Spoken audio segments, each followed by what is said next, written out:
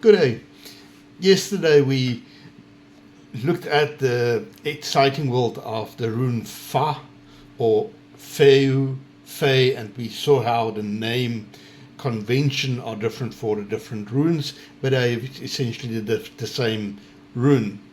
We learned from the rune poems that there's a strong connotation to the rune Fa and wealth. And of course, in the Armanen tradition, we carry that meaning forward. But we also add the meaning of the Havamal. And Havamal verse or stanza is the first one is help. Help it will against all anguish, sorrows, and distress. Now that gives us a different viewpoint on the rune. And you can easily think about it if you want to make a quick cross-reference between wealth and our ability to help others, as well as the ability to use it to address stress and sorrows and anguish. When we've got money, we usually can accomplish much more with what we can do. So you see in the movement forward, when we bring in the Havamal, it gives us an additional meaning, and we can go into that quite a lot more in the future, but just it adds additional meaning.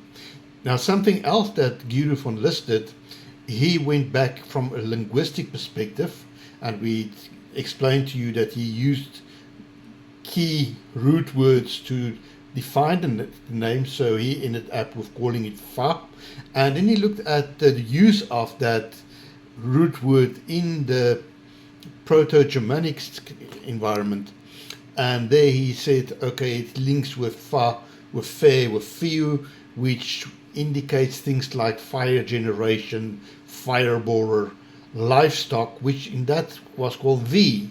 So the V and livestock, cattle, wealth, the same meaning coming through.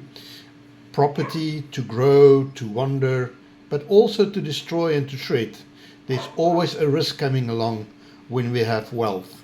Not everybody can deal with wealth appropriately, and for many people wealth meant more a path of destruction than a path of actually growth. So just to look at it again, there are three sources then how we look at meaning or create meaning from an Armanen Runes perspective.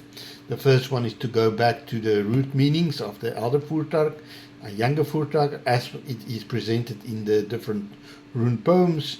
Then we go to the Havamal, we pull that information through, and then we also look at how Guido van List linked it to the Proto-Germanic language, and going back as far as he could to try and start to look at meaning there.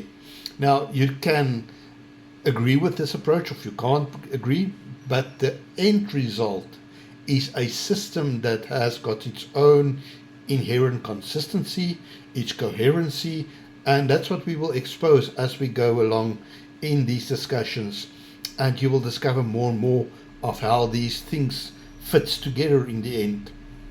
Just enough for today is to know that the source of interpreting the rune is coming from actually four sources, not just three.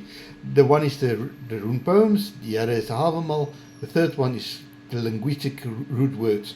The fourth one is in the Armanen tradition, at least as I practice it.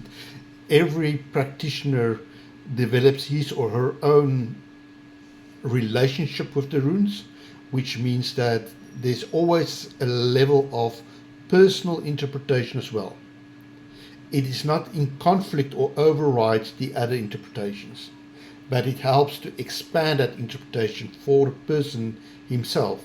So it's very important to just understand that even for myself, my word and is not the ultimate conclusion. The runes doesn't work that way. It's not a dogma that is fixed and consistent. It is something that you work with, you integrate into your life, and that expands your understanding based on your consciousness, your level of understanding, and your maturity in life.